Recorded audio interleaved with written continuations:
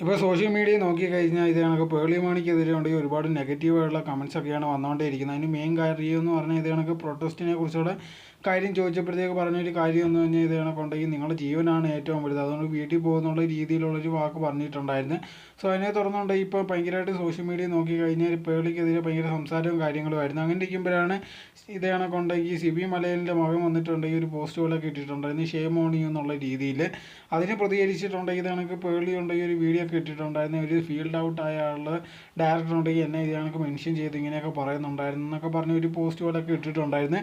So ഇത് ഭയങ്കരമായിട്ട് വിവാദത്തിലേക്ക് പോയെന്തോ അങ്ങനെയൊക്കെ പറയേണ്ട കാര്യം എന്തോ എന്നുള്ള രീതിയിലൊക്കെ ഒരുപാട് പേര് പറയാൻ തുടങ്ങി. അതുകൊണ്ടെങ്കിൽ സിബി മലയിലിനെയാണ് ഉദ്ദേശം എന്നുള്ള രീതിയിലായി മാറി. അവസാനം ഉണ്ടെങ്കിൽ ഒടുവിലുണ്ടെങ്കിൽ ഇതിന് പ്രതികരിച്ചിട്ടുണ്ടെങ്കിൽ സിബി മലയിലിൻ്റെ മോൻ തന്നെ ഉണ്ടെങ്കിൽ രംഗത്ത് വന്നിട്ടുണ്ടെങ്കിൽ എനിക്കുണ്ടെങ്കിൽ ഒരു പ്രശ്നമില്ല, എൻ്റെ അച്ഛനുണ്ടെങ്കിൽ നല്ലൊരു നട്ടലുള്ള ആൺകുട്ടിയാണുള്ളത്, അല്ലാതെ നിന്നെ പോലെ നട്ടലില്ലാത്ത അല്ല എന്നുള്ള രീതിയിലായിരുന്നു ഒരു കമൻറ്റ് വന്നിട്ടുണ്ടായിരുന്നത്. എന്തായിരുന്നാലും ശരി, അതിന് മറുപടി എന്നുള്ള രീതിയിൽ പേളി ഇതുവരെ ഒരു വീഡിയോ അല്ലെങ്കിൽ പോസ്റ്റ് ഒന്നും ഇട്ടിട്ടില്ല.